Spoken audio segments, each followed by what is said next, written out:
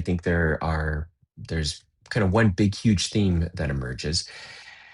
And it's this idea that under pressure, am I acting from fear, ego, or wisdom? And I would suggest that in my history, a lot of times I act out of fear. I act out of fear because of where I come from. I came from nothing, and God has blessed me with a great family, with some successful business ventures. However, most of the decisions that I've made have been because of the fear associated with losing whatever it is I might have acquired or gotten to at that point. And certainly, ego is something I wrestle with on a daily basis. Even now, even as I read the Bible and look to emulate the life of Christ and look to walk closer with God each day through that, I still battle my ego every single day. And I'm learning, maybe it comes with age, but I'm learning to act out of wisdom and not fear or ego. And as I look at wisdom, what I find there is that I should be allowing God to be God and simply doing the next best thing that I can with whatever it is that I've been entrusted with. And in Joseph's case, one of the things I think about, of course, is why didn't Joseph defend himself? But in the context of Joseph's story, first of all, God blesses Joseph. If you haven't, it's a pretty great story of how the life of a business owner can look with the ups and the downs, but it's also a story that helps us understand just how life works and where God is in all of that.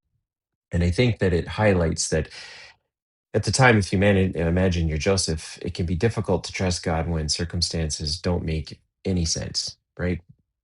I only have my rearview mirror as a reference for what I've done in the past. And it can be difficult when I'm in that moment to remind myself that God has always come through. He may not come through in the way that I want him to come through. And again, a lot of times that's simply an answered prayer because his outcome is better than mine. But waiting for him, trusting him, knowing that he has shown up before, he has done the right thing in my mind before, should make it easier to trust God when circumstances don't make any sense. But when I'm forced with a difficult decision, do I actually do that? Do I act from fear, ego, or wisdom? Wisdom would suggest let God be God, and all I can do is what I have with all I can do is take the next step with what I have.